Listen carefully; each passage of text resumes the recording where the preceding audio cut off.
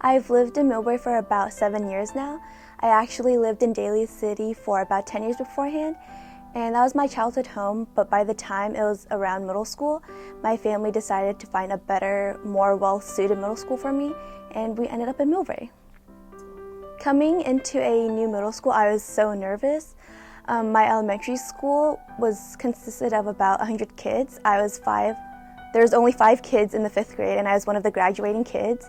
So going into a school with about 900 kids was terrifying for me, but I surprisingly made friends really easily because there are other kids who were in the same boat as me. I love Millbrae so much, oh my gosh. One thing, the sun. In Daly City, we didn't have much sun, so that was really great. And just walking around Millbrae, you see everyone and they know each other, and in Daly City, I didn't really get that vibe. I only knew the neighbors next to me, and that's pretty much it.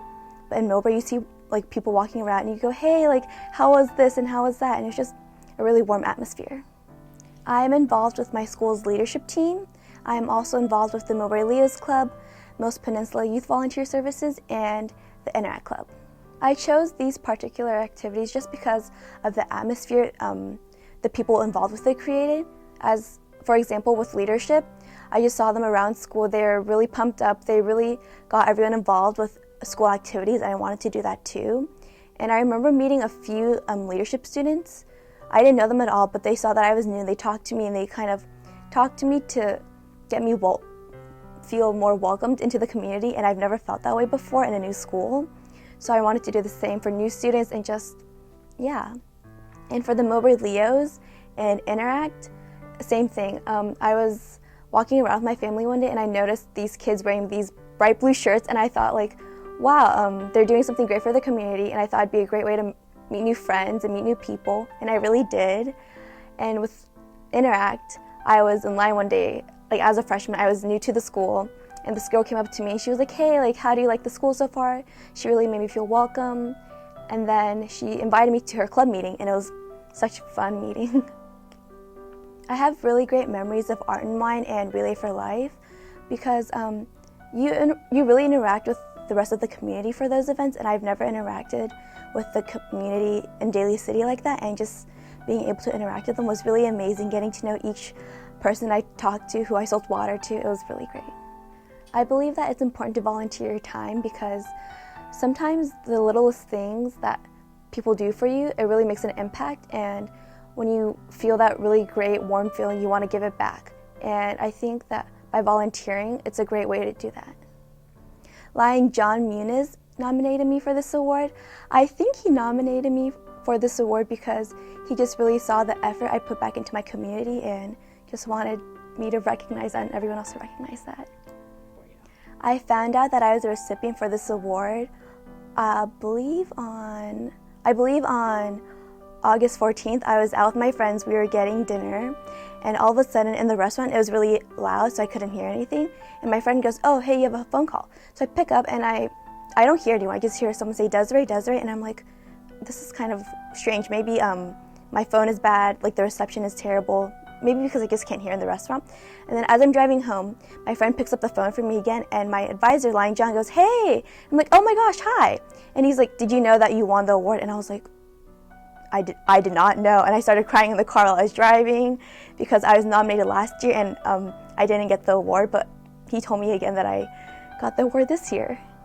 It's such an honor knowing the past recipients. They're both personally my friends, my really good friends, and just knowing that I'm in there with them, like doing amazing things and being recognized for it, it feels really great.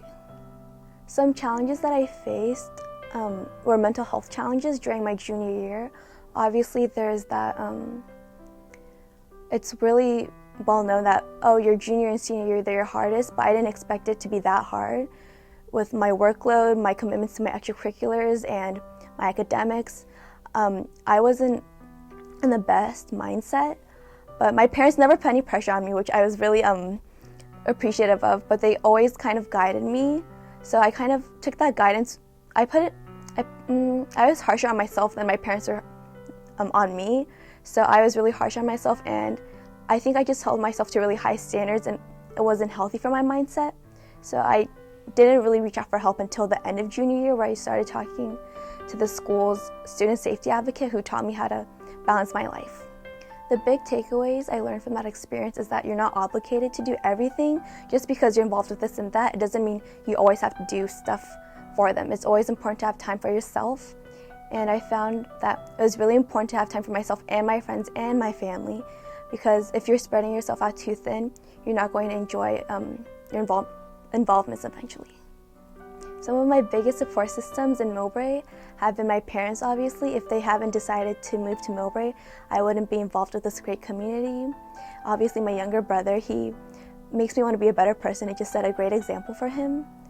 And a lot of my friends at school, there's too many to name, but they've really helped me become the person I am today. And also some teachers like Miss Dove, Mr. Wang, and Miss Sophia, who is our student safety advocate. They taught me a lot about finding myself and just being true to who I am. For the next steps in my life, I hope to obtain a BS in biochemistry.